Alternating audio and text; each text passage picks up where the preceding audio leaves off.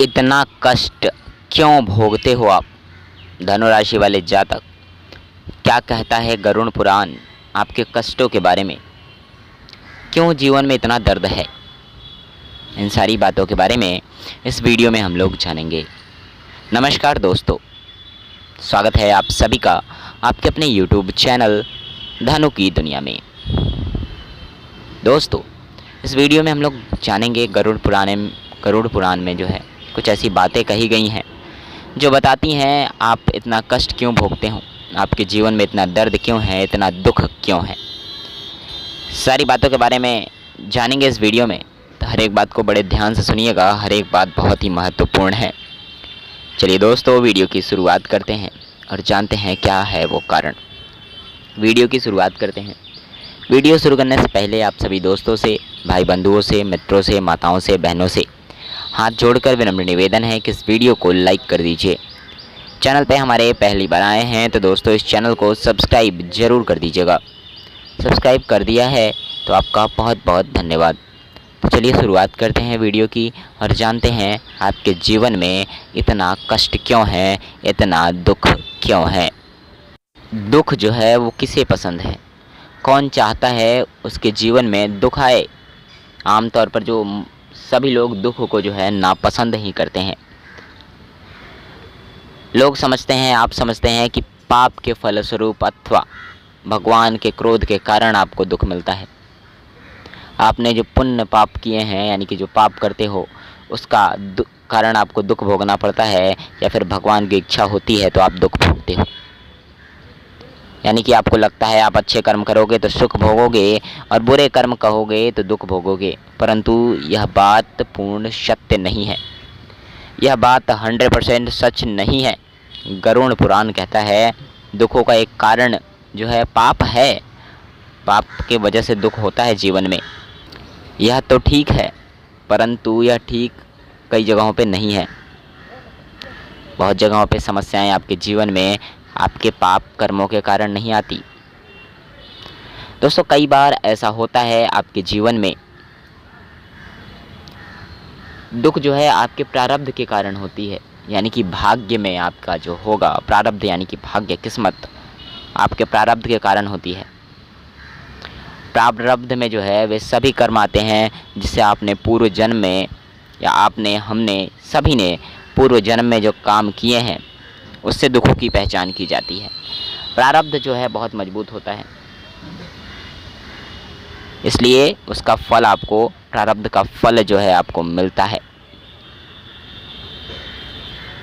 जो भी काम आपने पूर्व जन्म में आपने किया है, दुख पहुंचाया है किसी को, ये सब किया है। दूसरा कारण क्रियमाण है।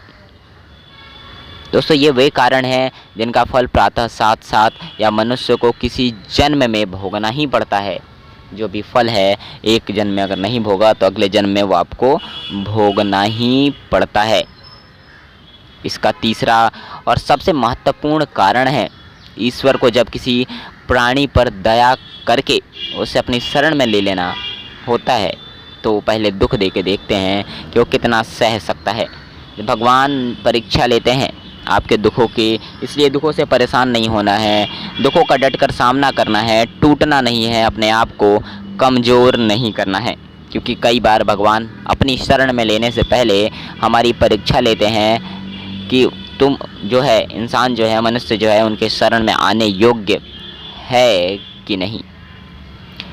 कल्याण के पथ पर ले जाना होता है, उसे भवबंध से, क्रिया प्रवृत्ति से छुड़ाने के लिए ऐसे दुखदायक अवसर उत्पन्न किए जाते हैं ताकि उसे मोह माया से छुटकारा मिल जाए, जीवन के जंजाल से उसे छुटकारा मिल जाए, रिश्ते नातों के से मोह माया उठ जाए, खत्म हो जाए। फिर वो भगवान अपनी शरण में ऐसे लोगों को ले लेते हैं।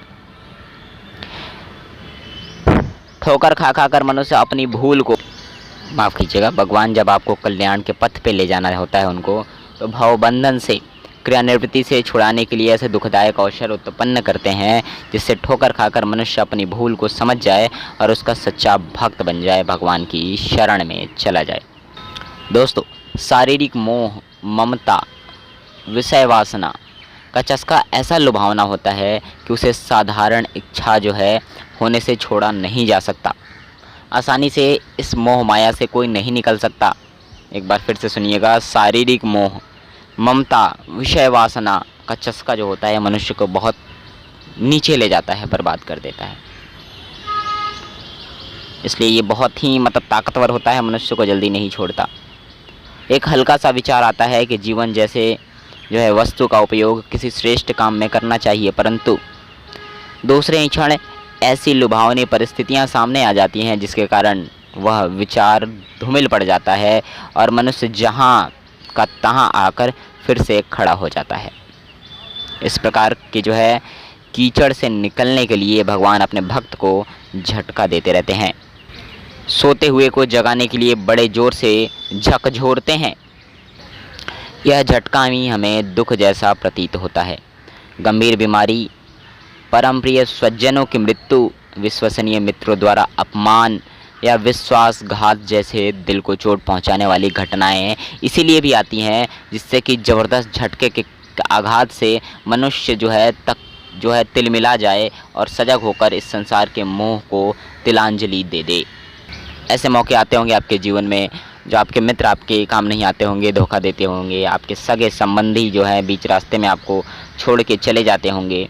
इसलिए इन सब से घबराना नहीं है। ये जो है समय जो है दुख के कारण इसलिए आते हैं आपके जीवन में ताकि आप उससे सीख सकें, उससे संभल कर कुछ आगे नया कर सकें, इन मोह मायाओं से आप दूर हो सकें। भगवान अपने भक्तों को कष्ट देते ही इसलिए हैं कि इससे वे समझ सकें कि कौन उसे सच्चा भक्त है और कौन उसका नहीं।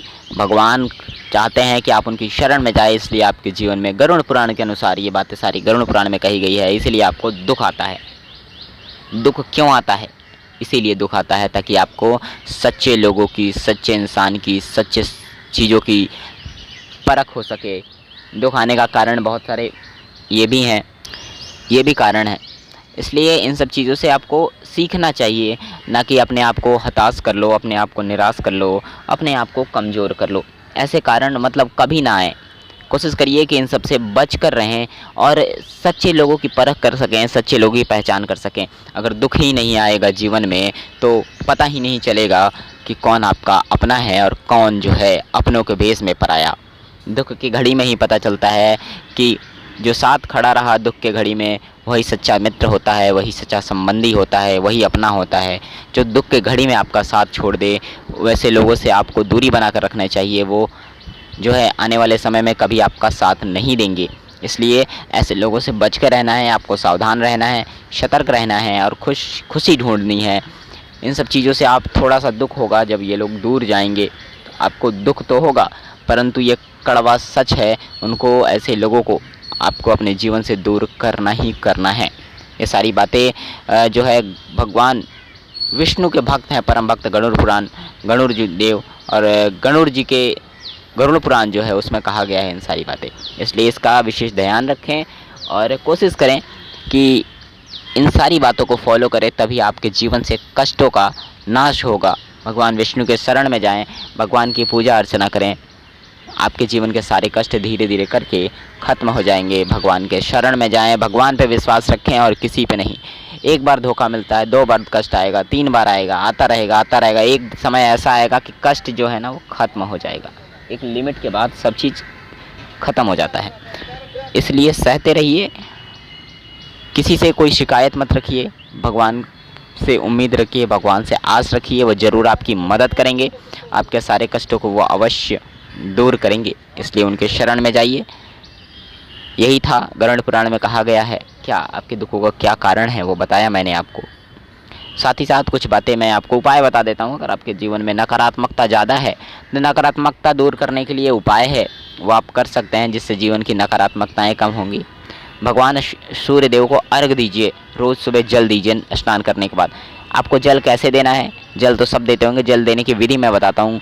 जल में जो है लाल मिर्च जो होता है, लाल मिर्च के 10 दाने, गिन के 10 दाने लाल सूखी मिर्च के बीज जो होते हैं, 10 बीज और 1 चुटकी सिंदूर, लाल सिंदूर उसमें डालें और भगवान सूर्य को अर्घ दें। इससे आपके जीवन में जो भी नकारात्मकताएं हैं, नकारात्मक शक्तियां हैं, वो दूर हो जाएंगी। जीवन में खुशियां रहेंगी, खुशहाली आएगी।